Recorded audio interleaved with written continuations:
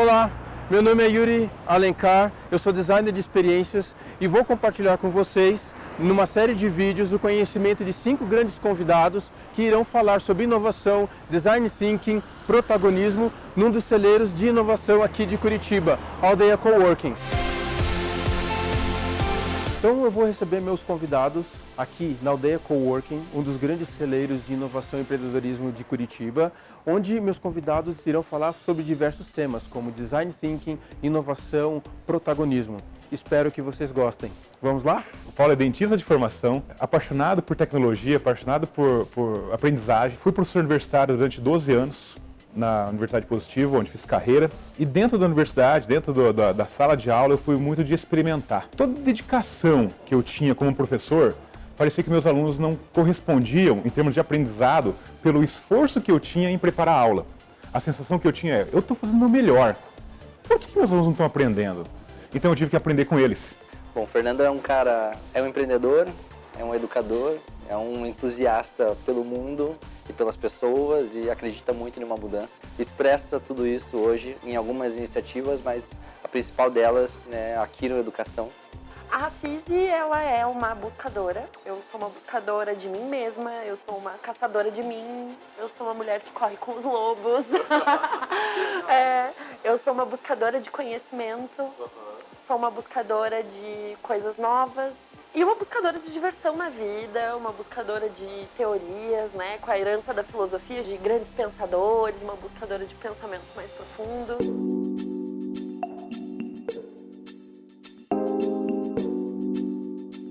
Isso é um ensino tradicional, ou seja, um ensino muito centrado na transmissão de informação. O professor, como sabe tudo, como detentor dessa informação, conhecedor do conteúdo dos livros, e que ele escolhe o que ele deve passar para os alunos. Isso é o ensino tradicional.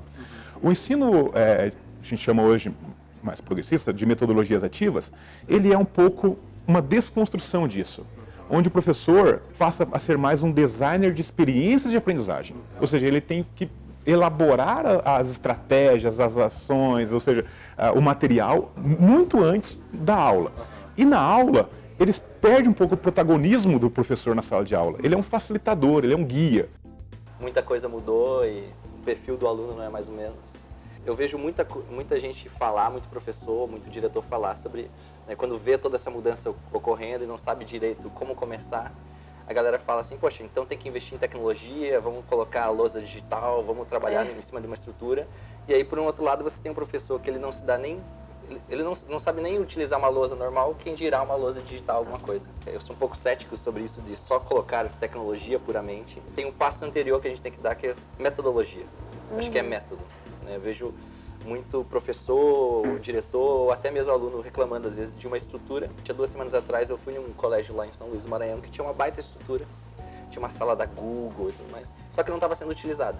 Por quê? Porque ninguém sabia como utilizar aquela sala. Eu acho que muito dessa mudança que tem que ocorrer é, antes da gente falar em estrutura, a gente falar em metodologia. Poxa, como é que eu, professor, crio uma aula mais dinâmica, mais participativa, mais mão na massa? Eu acho que não cabe mais uma aula nesse formato, 3 horas falando sem parar, ou vocês vão copiar aqui do quadro. Isso, e daí quando, então vamos fazer uma coisa diferentona, inovadora, daí vai lá e bota todo mundo na sala da Google. Pronto, vocês estão na sala da Google. E agora? Oi? E agora se virem porque vocês são da nova geração e vocês têm que fazer... Vocês sabem dessas tecnologias aí, né? Eu acho que a primeira coisa, gente, eu acho que a chave que todo professor precisa virar para colocar esse mundo novo dentro da sala de aula, da inovação, é entender esse ambiente como uma grande construção, em que ninguém sabe tudo e ninguém não sabe nada. Não existem mais esses papéis, né? Então a gente tem um aluno hoje que aprende sozinho, a gente tem um aluno que decide fazer um curso aos 40, então ele tem às vezes mais bagagem de mercado do que eu. Não dá, eu preciso vestir as sandálias da humildade nessa hora, entendeu? Dizer, não, ele sabe mais do que eu. Várias coisas, né? E isso tem a acrescentar para nós todos. Então, eu acho que é essa desconstrução da sala de aula como um ambiente autoritário, rigoroso, chato, cheio de regras, né? Essas coisas assim, e transformar a sala num grande laboratório.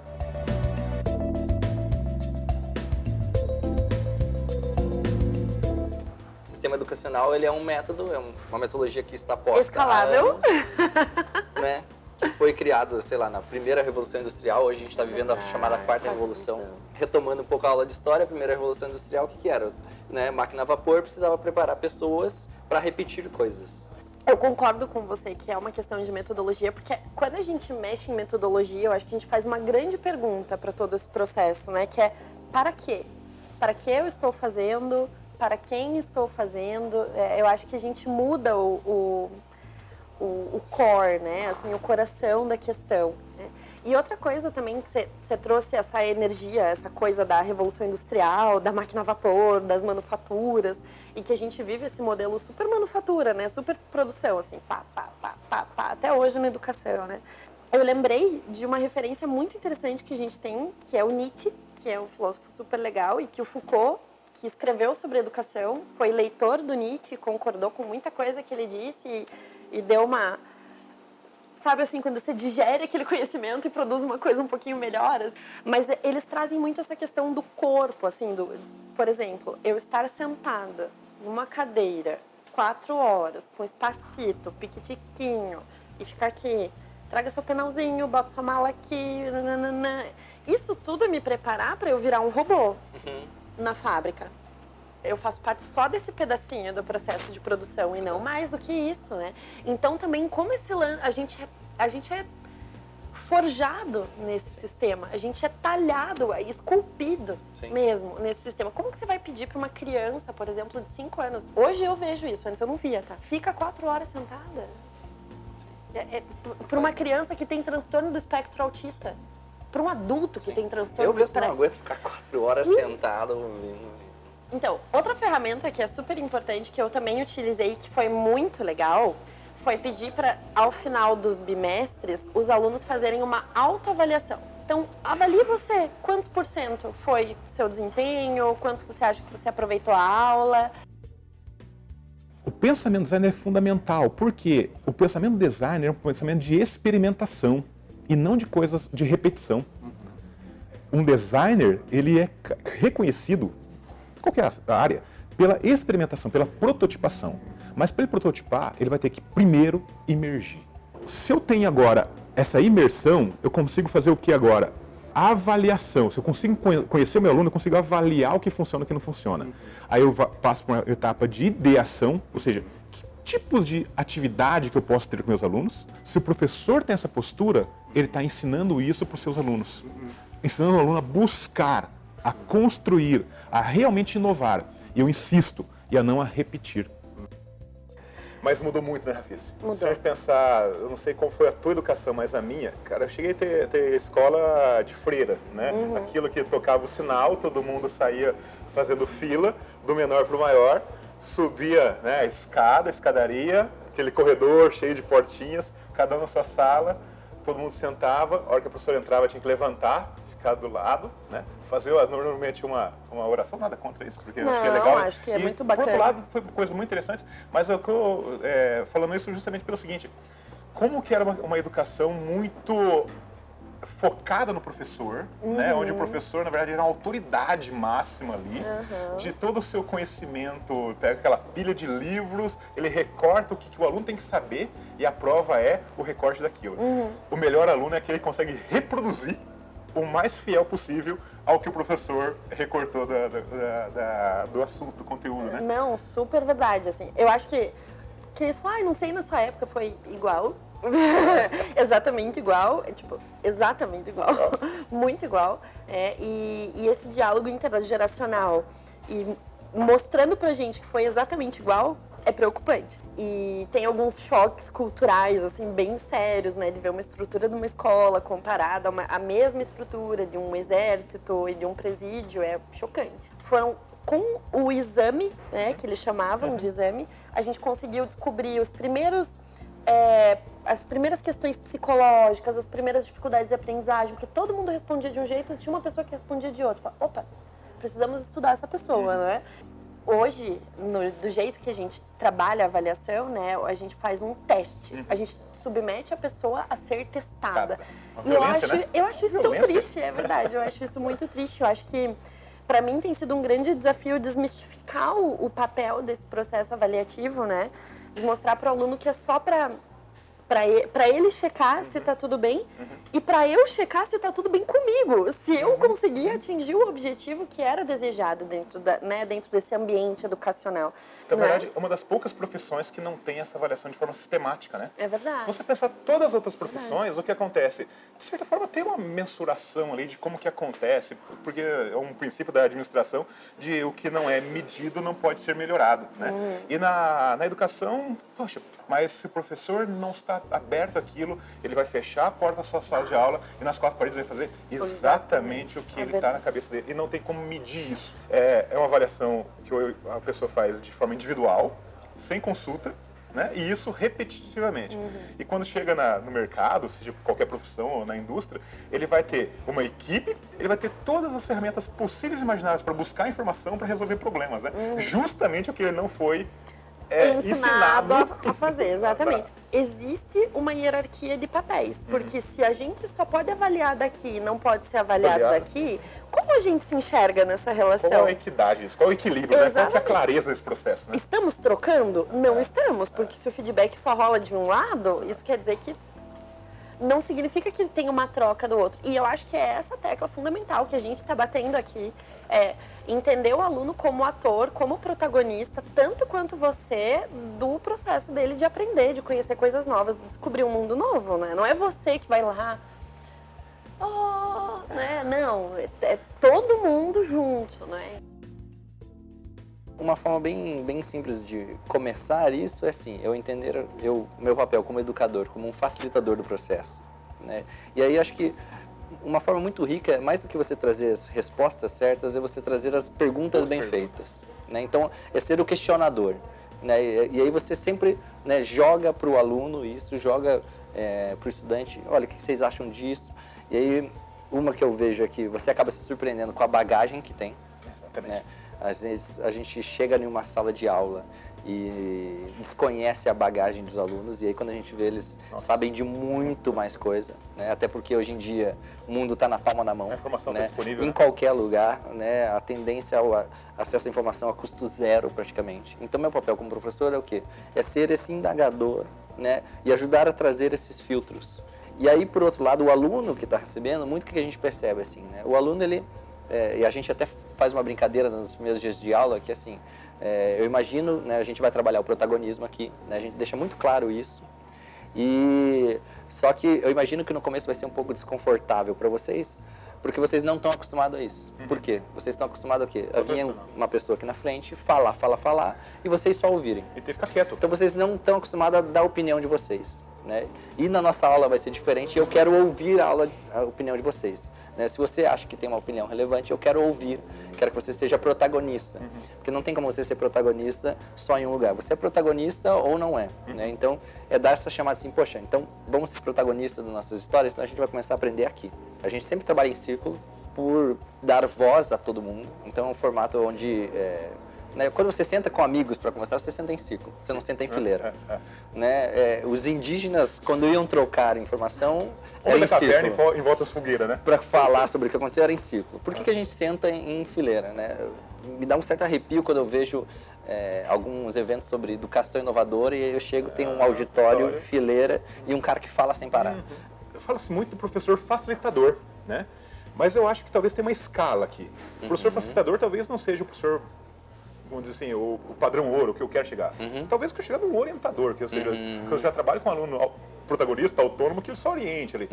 Mas o que de fato nós temos, o que a gente percebe, eu rodando o Brasil inteiro também, com palestra, consultoria, a gente percebe que tem muito, desculpa, mas dador de aula. É um primeiro nível de professor ali que é transmissão de informação, dador de aula. Tá? Aprendi assim, sempre foi assim. Foi assim.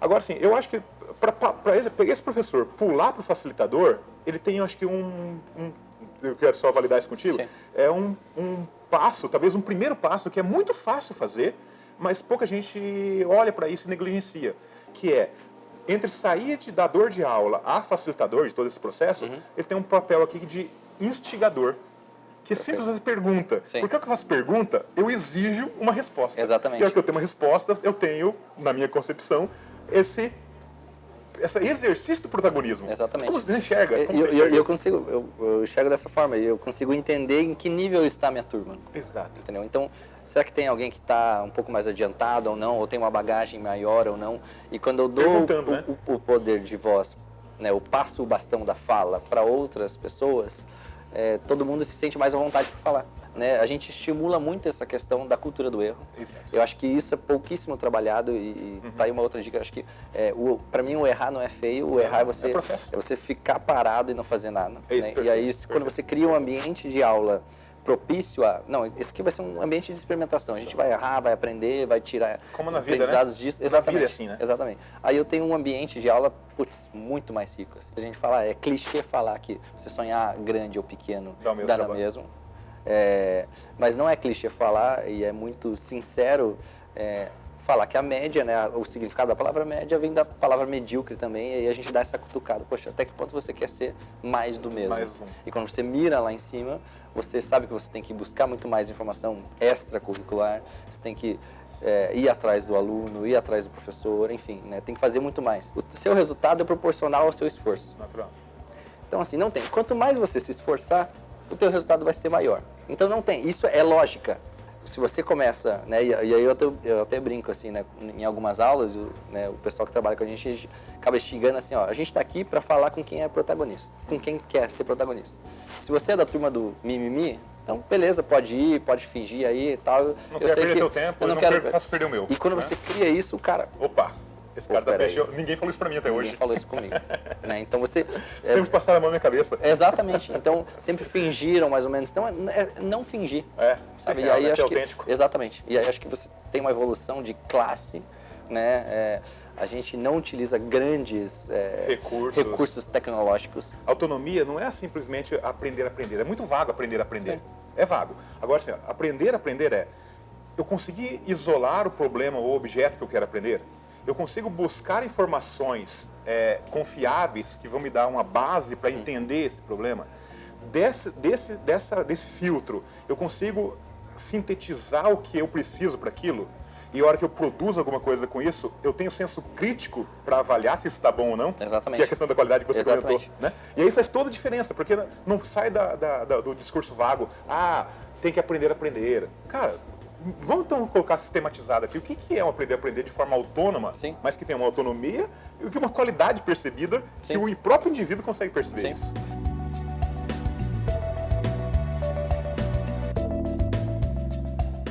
O aluno se entender como ator, e mais, né, como protagonista mesmo dessa transição. Né? Acho que não importa, eu acho que não importa o quão tecnológico seja a sua, sabe, o seu curso aí, a disciplina que você tem que dar, não importa o quão tecnológica ela seja.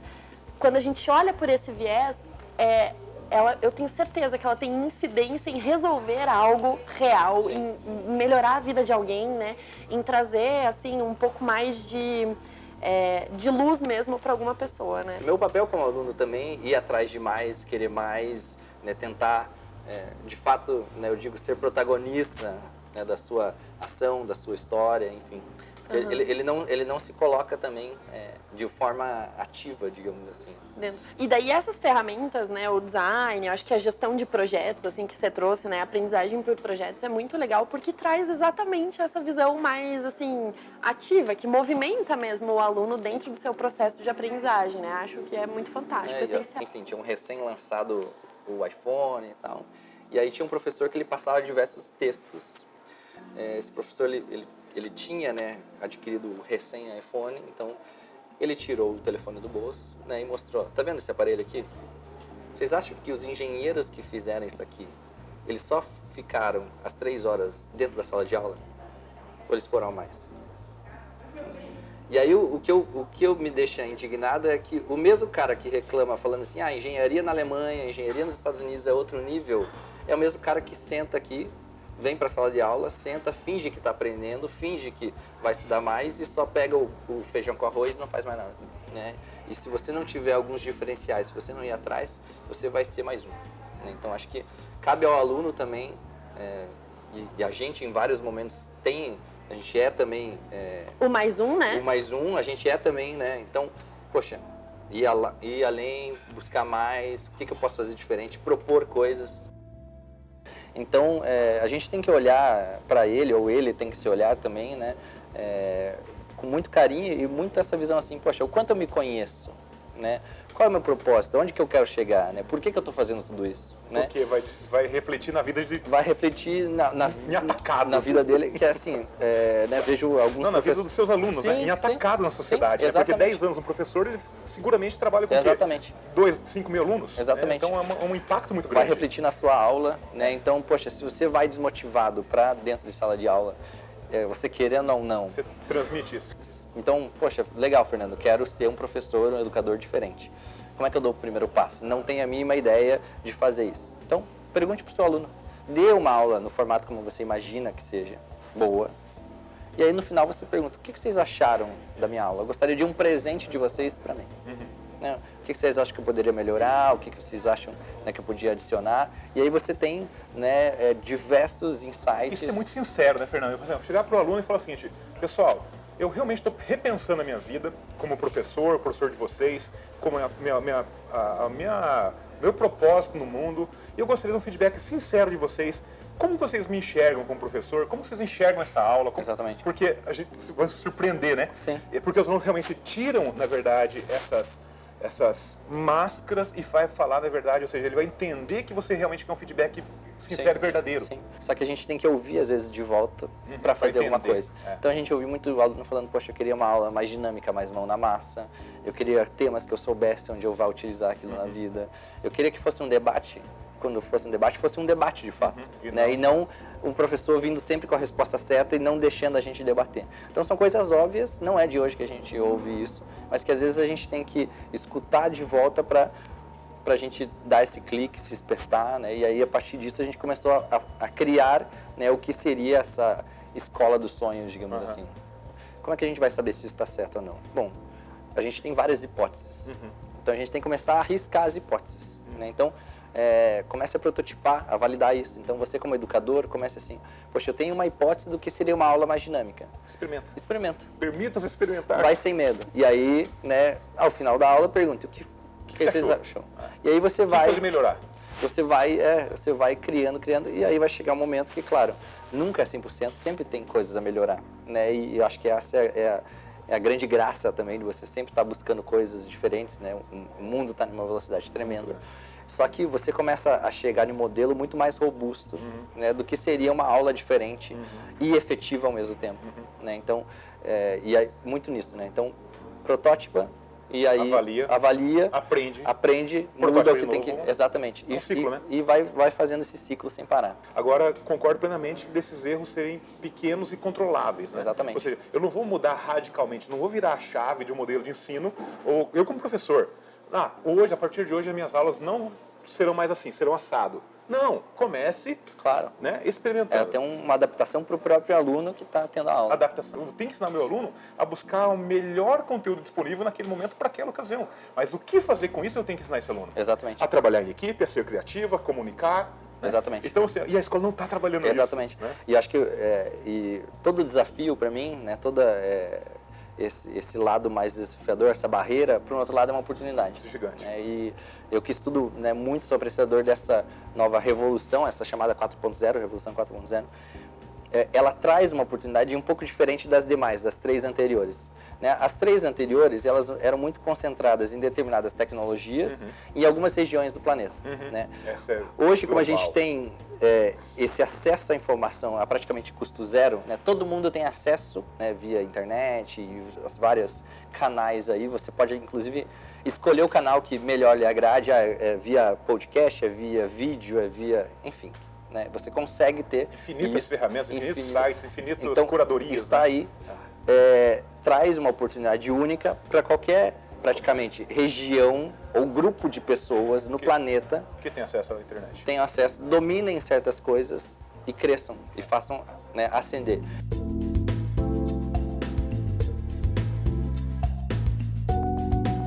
Uma das coisas mais difíceis para o ser humano é mudança. O ser humano, ele é, desde a época da caverna, se você for pensar, é muito seguro estar dentro da caverna, principalmente à noite, entendeu? Com uma fogueira acesa de preferência e um monte de gente ao seu redor. É muito arriscado sair para fora da caverna. E esse comportamento, ele na verdade, ele se reproduz até hoje.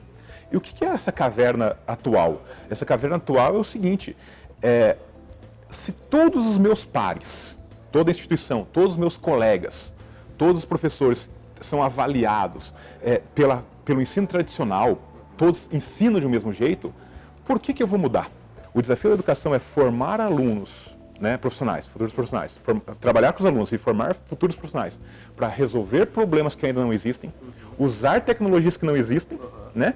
Portanto, pensar de forma diferente, pensar e não reproduzir. O interesse da pessoa, somado a isso, é uma questão emocional de propósito, do porquê que eu quero aprender isso. Né?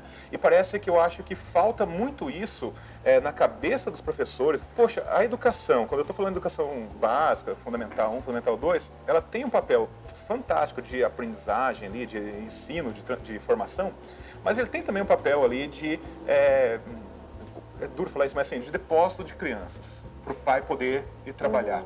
Se não tem esse propósito de aprendizagem, esse aluno vai estar ali assim, eu tenho que ir para a escola. E ele não enxerga o que aquilo vai refletir na vida dele.